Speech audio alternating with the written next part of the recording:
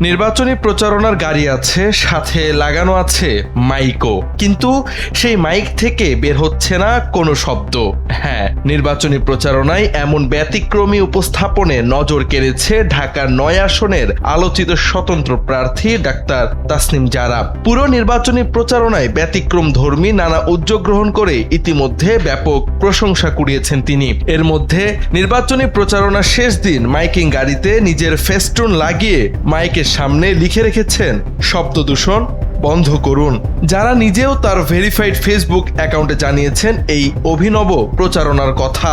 লিখেছেন, মাত্র ১৯ দিন আগে ফুটবল মার্কা পেয়েছি আমরা। RICL TMX, যুগের পর যুগ স্থাপনা থাকে মজবুত। তার উপর মাইকিং করছি না। ভলান্টিয়াররা অনেক চিন্তিত মার্কা না জানার কারণে কিছু ভোট ছুটে যাবে, তাই আজকে ওরা রিক্সা আর মাইক নিয়ে সকাল সকাল বেরিয়ে পড়েছে, কিন্তু মাইকটা বন্ধ রেখেছে।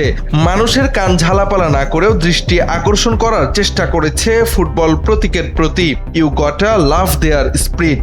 যেখানে পুরো দেশব্যাপী দেখা গেছে প্রার্থীদের মাইকিং এর ছড়াছড়ি, সেখানে তাসনিম জারার অভিনব এই প্রচারণা নজর কেড়েছে সকলের, ভাসছেন তুমুল প্রশংসায়। পুরো নির্বাচনী প্রচারণায় তিনি মাইকিং বা মিছিল এড়িয়ে চলেছেন, জানিয়েছেন জনদুর্ভোগ সৃষ্টি করে জনগণের কাছে ভোট চাইবেন না তিনি।